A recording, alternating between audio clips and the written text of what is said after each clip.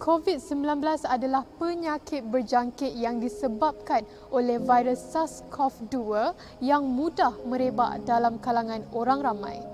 Ujian yang tepat membolehkan mereka yang dijangkiti dikenal pasti dan mendapatkan rawatan yang sewajarnya atau mereka perlu mengasingkan diri bagi mengelakkan penyebaran jangkitan. Namun, adakah ujian pengesanan COVID-19 di negara Malaysia adalah tepat? Bagi mengulas isu keberkesanan swab test, kita bersama Dr. Hasnur Abdul Malik dan Dr. Ilham Amira Ismail bagi mendapatkan jawapan.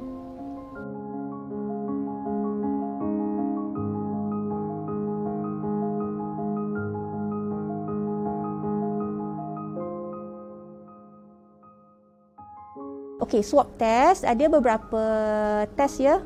Satu test yang kita panggil RTK antigen, tidak sensitif sangat. Satu lagi adalah RT-PCR yang lagi sensitif. So kalau kita bercakap mengenai test RTK antigen, ia sangat bergantung kepada jumlah virus yang berada di dalam badan kita, dalam hidung atau belakang mulut kita lah. So pada masa kita sangat bersimptom, hari ketiga, hari kelima, itu adalah masa yang sangat terbaik untuk buat RTK antigen kerana virus sangat banyak dan bila kita ambil, kemungkinan untuk disampel adalah tinggi. Tetapi bila seseorang itu datang untuk membuat ujian RTK antigen selepas waktu peak, selepas hari kelima, ke-6, ke-7 minggu, 2 minggu, peratusan virus yang berada di belakang hidung atau belakang mulut tu akan berkurang. So walaupun kita buat test yang sama, tapi kita tak boleh nak dapat pick up jumlah yang sesuai untuk test tu kata positif lah. So ada banyak-banyak reason lah kenapa test tu boleh sekejap negatif, sekejap positif. Biasanya kalau negatif tu ialah mungkin kerana penyampilan lah, persampelan yang tekniknya kurang ataupun persampelan dibuat pada kadar masa tidak banyak virus yang berada di dalam badan. Bila dah dapat vaksin tu, dia tiada beza dari segi SOP yang perlu dilaksanakan berbanding dengan mereka yang belum mendapat vaksin. Pakai mask, kurang kunjung-mengunjung di kawasan yang sesak, kalau makan tu jangan bersama, dan pastikan kebersihan tangan, sentiasa mencuci tangan, lap tempat-tempat yang high contact dengan orang, ramai orang, itu kena diteruskan. Jadi kita tak boleh lupakan SOP. Kita tak kebal walaupun dengan vaksin, sebab kalau dapat vaksin pun lepas tu dapat infection, kita still boleh menjangkiti orang lain. Saya rasa kita sebagai rakyat Malaysia dan juga sebagai individu lah yang kita sekarang ni nak kena cakap dalam diri kita, kita dalam pandemik. Jadi suka atau tidak, ini adalah norma baru. Norma baru memerlukan kita untuk sentiasa ingat untuk memastikan penjarakan sosial sentiasa berterusan. Suka atau tidak, itu adalah norma baru. Jadi perkara baru ni, marilah kita sama-sama ingat mengingati antara satu sama lain. Janganlah kita mengambil sikap indah tak endah. Sebab jika kita buat sikap begitu ataupun kita lupa, kita boleh menjadi penyebablah kepada penyebaran COVID-19. Lepas tu secara tidak langsung kita akan menyebabkan potentially kluster baru, ramai orang boleh mendapat jangkitan dan ada juga segelompok yang akan dapat jangkitan yang serius memerlukan katil ICU dan sebagainya, dan ia akan secara tidak langsung memberi beban yang sangat tinggi kepada sistem kesihatan kita. So kita, walaupun kita ingat remeh je SOP ni pakai mask, tapi jangan ditinggalkan sebab implikasinya sangat besar kalau kita mula leka lah.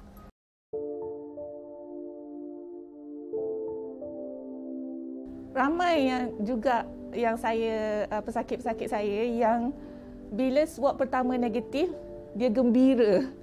Bila dia gembira, dia dah tak kuarantinkan diri. Sebab dia rasa dia dah negatif. Alhamdulillah doktor negatif. Tapi kita kena tanya dulu. Negatif ni hari keberapa lepas expose? Macam hari ni you jumpa orang yang positif. Kalau you swab terus pada hari tu, memanglah negatif. Sebab virus tu tak sempat lagi nak dekat dalam kan. Sebab kita suruh kuarantin dulu. Kuarantin. Selalunya kita akan swab pada hari ketiga. So hari ketiga kita swab. Ada yang negatif lagi. So dia orang kata, ni hari ketiga dah doktor, dah negatif ni, saya negatif ni insyaAllah. Tak juga. Sebab kita suruh kuarantin 10 hari. Sebab daripada hari ketiga ke hari ke-10 boleh lagi positif. Dan saya dah tengok banyak kes yang hari ketiga negatif, hari ke-8 punya swab positif. Dan kalau yang betul-betul follow kuarantin, dia akan nasib baiklah, saya lepas first swab negatif pun saya asing pada keluarga saya follow doktor sampai 10 hari. Alhamdulillah. Tapi ada juga yang doktor lepas negatif hari tu, saya pun jumpalah anak isteri saya duduk satu rumah. Macam mana ni doktor? Macam mana? Dah keluar macam mana? Sebab sepatutnya anak isteri dia tak di-expose pun. Sebab dia sepatutnya kuarantin 10 hari. Tapi sekarang sebab dia tak follow, yang daripada anak isteri tak ada risiko pada hari ketiga tu, dah ada a few yang anak isteri pun dah jadi positif lepas tu. Sebab dia tak follow kuarantin. So kuarantin 10 hari ni dibuat bukan saja-saja, tapi sebab untuk menghalang daripada jangkitan tu pergi pada orang lain.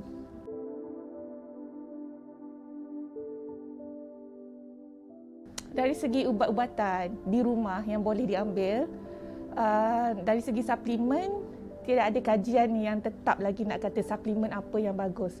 Tapi apa yang telah dibuktikan ialah orang yang sihat, kalau dapat, dia tak dapat teruk. Maknanya dia orang yang selama ni memang bersukan, jaga badan, tidak obes, tidak ada kencing manis, tidak ada darah tinggi, bila kena dia tak kena teruk. Jadi macam yang kita nasihatkan pada pesakit ialah jaga makan bagi kita punya pemakanan kita tu adalah seimbang. So bila pemakanan kita seimbang, kita punya nutrien dalam badan adalah cukup. So bila nutrien cukup, jadi kita tak perlu ambil suplemen dah. Sebab kita dah cukup dengan makanan, kita punya nutrien dah cukup, body kita boleh build immunity. Jadi makan buah banyak, minum air banyak, makan makanan yang seimbang. Tak perlu ambil suplemen ekstra. Sebab yang penting adalah body you kena sihat.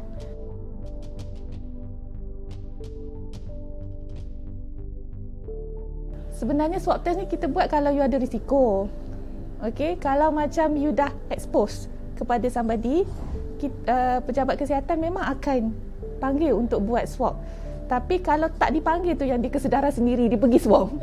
Ataupun dia tengok dalam, ataupun dia bergejala. Bila bergejala ni, gejala kita ada list dia. Untuk kata orang ni suspek dapat COVID-19 ke tak. Walaupun dia tak ada risiko, dia tak jumpa orang positif pun. Tapi dia ada list dia, macam demam, batuk, sesama, hilang deria rasa, susah nafas, dan dia ada community punya link juga. Dia berada dalam kawasan merah, kawasan PKPD. Dia pernah jumpa orang yang positif dalam masa 14 hari yang lepas. So kalau ada benda-benda tu, kita tik-tik ada je, kita kata ni suspek COVID, kita akan swab juga. Kita kalau untuk public yang tak ada risiko, swab saja-saja sebab takut tu, kita tak buat lah. Tapi kalau macam surveillance swab untuk kilang dan juga untuk healthcare worker, untuk yang bekerja kesihatan di tempat yang berisiko tinggi, kita mungkin akan swab berkala.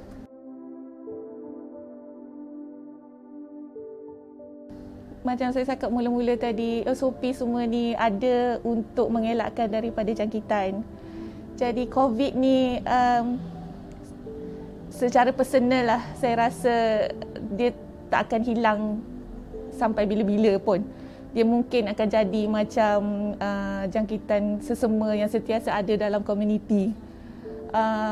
Cara kita nak hidup dengan dia ialah dengan SOP tu, mempraktikkan SOP supaya jangkitan tidak meluas. Saya sangat berharap pada masa hadapan kita punya vaccination di dalam negara akan dalam 60 ke 80% daripada populasi adalah divaksinasi. Jadi kalau ada kuman COVID ni masuk pun dia kena dekat orang yang vaksin. Bila kena dekat orang vaksin dia tak dapat teruk. And body dia boleh clear kuman tu cepat. Jadi dia nak pergi daripada A ke B ke C tu lambat sikit. Tapi kalau macam orang tu tak vaksin, daripada A nak pergi ke B, nak pergi ke C tu cepat je.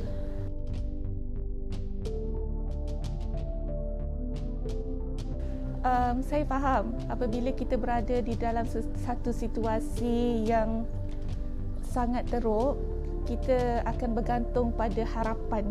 Jadi ada orang datang boleh kata benda ni bagus, terus kita akan pegang harapan tu, macam mungkin ni boleh tolong saya. Tapi kita kena berhati-hati dengan apa yang di-offer kepada kita tu, apa yang diberikan pada kita tu. Sebab satu, adakah ia berkesan? Itu saya minta kepada semua untuk tanya kepada mereka yang lebih mengetahui, iaitu pakar-pakar perubatan ataupun pegawai perubatan, adakah benda ni berkesan ke tak? Sebab kita kena tengok dia ada kajian ke tak. Dia tak boleh daripada hearsay, daripada dengar-dengar. A ni ambil okey, B ni ambil okey. Tapi kalau C ambil tak okey, dia tak cakap ke orang. Dia tak beritahu. Dia senyap je. Tapi macam kalau A, yang baik je yang dia cakap, yang tak baik dia tak cakap. Sebab tu kajian mesti kajian yang saintifik dan juga dari segi medical. Benda tu yes, bagus. Kalau ada memang perubatan pun akan bagi. Sebab kita nak pesakit kita baik.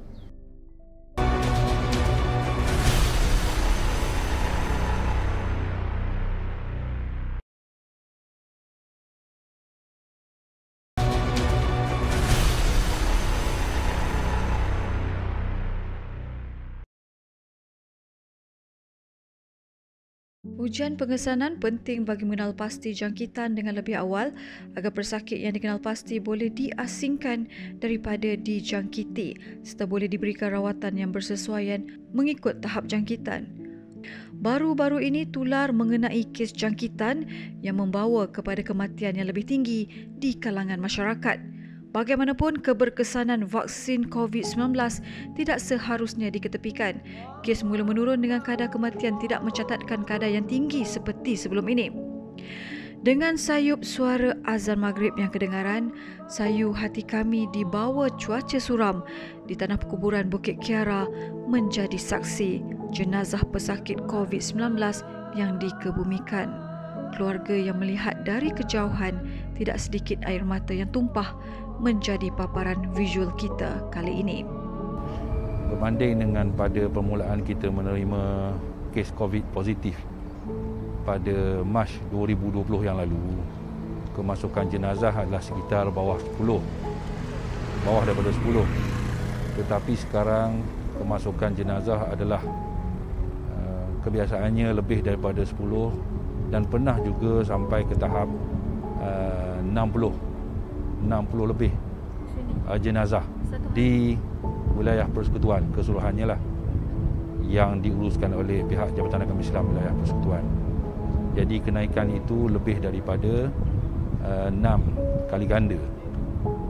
Secara umumnya kalau kita berpandukan kepada data di peringkat global, didapati bahawa kematian yang melibatkan kes COVID sudah pun melebihi daripada 4,178,000. Manakala di Malaysia pada hari ini kes sudah pun melebihi daripada 8,000. Dan hari ini saja kematian di seluruh negara melibatkan 207 kematian. Jadi dengan angka-angka ini, mereka-mereka yang merasakan bahawa COVID itu masih lagi satu ilusi, satu persepsi, dia bukanlah merupakan omong-omong kosong, tetapi merupakan satu perkara yang sememangnya membahayakan nyawa. Dalam tempoh sekarang ini, pelan pemulihan negara sekarang ini, bilangan petugas yang dibenarkan untuk pengurusan jenazah bagi pengurusan jenazah adalah seramai 12 orang merangkumi penggali dan juga ahli keluarga. Justeru dalam menguruskan jenazah, disebabkan jenazah-jenazah yang kita terima sekarang ini bukan seorang, tetapi melibatkan kadang-kadang 10. Hari ini sahaja di Bukit Kiara ini 13 orang jenazah secara berterusan diuruskan. Kerana itu ahli-ahli keluarga tidak begitu digalakkan untuk terlibat secara langsung dalam pengemumian. Mereka boleh berada dalam jarak yang tertentu daripada pengemumian, tetapi pengemumian itu sendiri akan diuruskan oleh pejabat kesihatan daerah, Angkatan Pertahanan Awam, pejabat kesihatan negeri dan dipantau oleh Kementerian Kesihatan Malaysia. Dalam memastikan tidak ada berlaku kluster yang melibatkan urusan pengemumian, maka petugas-petugas yang terlibat dalam pengurusan pengemumian mestilah mengenakan PPE semasa menguruskan pengemumian. Itu pun setelah daripada selesai daripada PPE, pengurusan pengemumian telah dilaksanakan, PPE tersebut akan dilupuskan mengikut kaedah yang sewajarnya yang ditetapkan oleh KKM. Dan selepas daripada PPE dilupuskan, pemakai-pemakainya juga akan disanitasi dalam memastikan tidak ada lagi saki-baki ataupun apa-apa yang melekat di tubuhnya. Berhati-hatilah kita di dalam suasana COVID-19 yang semakin meningkat ini. Kadang-kadang kita terlepas pandang dengan kawan-kawan, kita terlalu mempercayai. Hakikatnya kita hendaklah memastikan bahawa setiap orang itu boleh mendatangkan risiko kepada kita, sama ada kita dengan rakan setugas, kita dengan klien dan kita dengan ahli keluarga juga. Buat masa sekarang kita dinasihatkan untuk tidak merentas daerah negeri, maka kita hendaklah patuh pada arahan kerajaan. Walaupun kita berjaya untuk merentas negeri, tetapi dalam MySejahtera semuanya ada data-data yang lengkap ke mana kita pergi. Sekiranya berlaku perkara berbangkit, maka akan berpanjanganlah satu-satu isu ataupun kes yang melibatkan COVID-19 itu.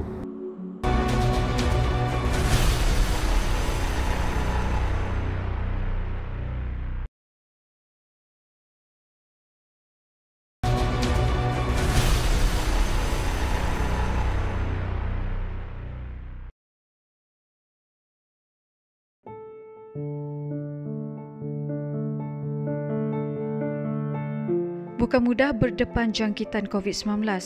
Buktinya Puan Fazlin binti Jamaluddin yang dijangkiti virus berkenaan dari anak tersayang. Perlu memastikan dirinya kuat mental maupun fizikal, memandangkan beliau turut memiliki masalah kesihatan. Pengalaman sebenar pesakit COVID ini mungkin dapat kita jadikan iktibar. Pada mulanya anak sulung saya yang kena, dia demam panas. Dan saya bawa dia ke klinik dan dia didapati positif COVID. Lepas tu saya asingkan dia dekat rumah, dekat bilik dia lah. Lepas tu besoknya anak saya, kita orang pergi buat RTK test dan anak saya yang nombor 2 sangkut pula. Dia pula positif. Dia berumur 12 tahun. Lepas tu tinggal saya dengan suami dengan anak kecil saya umur 7 tahun, kami negatif. Lepas tu diorang buat PCR test dekat KKM dan dia memang confirm positif dan kami pula kena pergi buat PCR test pula. Dan bila dah buat PCR test, kami pula sangkut, saya dengan anak saya yang kecil umur 7 tahun kena positif juga. Jadi yang negatif hanya suami saya je. Jadi kita orang pergi ke KKM untuk buat assessment lah, CAC. Jadi doktor dekat situ tanya sebab saya ada asma, anak-anak saya pun semua ada asma. Jadi kemungkinan kita orang kena pergi ke MAEPS, tapi doktor tu tanya boleh ke duduk kat rumah. Saya kata okey, insya-Allah kita boleh, insya-Allah saya boleh jagalah. Jadi dia bagi surat untuk kita orang jaga diri dan saya kuarantin di rumah. Jadi dalam kuarantin selama 10 hari tu kami kat rumah. Suami je duduk kat bawah je lah. Dekat bawah kita orang duduk kat bilik dan suami jaga kita orang lah, maksudnya macam makan apa semua dia akan hantar dan pakai semua orang kata spray apa semualah. Jadi memang masa kena COVID tu memang stres jugalah sebenarnya.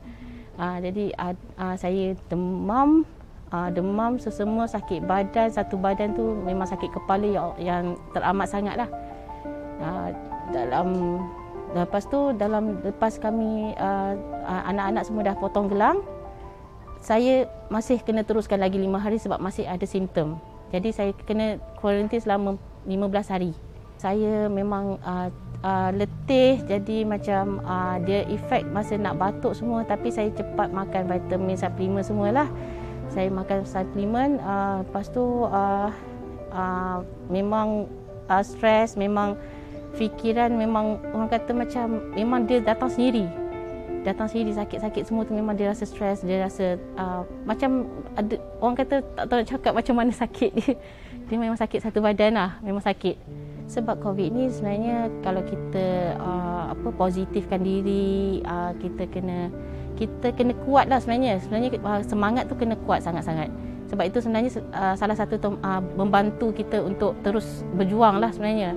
Jadi jangan takutlah kalau kata macam demam ke atau sakit tekak ke apa ke, cepat-cepat pergi swab test. Sebab kita tak tahu kita ni pembawa ke atau apa. Sebab nanti kalau kita dah balik rumah, nanti yelah kita tak tahu kita ni positif atau negatif. Jadi kalau kata rumah tu ada orang tua ke apa, lagi bahaya. Jadi kalau kita dah swab test awal-awal, kita dah tahu kita positif, cepat-cepat kita kuarantinkan diri kita. Kita berada di penghujung rancangan dan jangan lupa patuhi SOP yang telah ditetapkan oleh Kerajaan Malaysia dan jangan lupa untuk mendapatkan saringan COVID-19 sekiranya bergejala. Kita jaga kita dan bersama saya Syasha Yusof sehingga kita berjumpa lagi.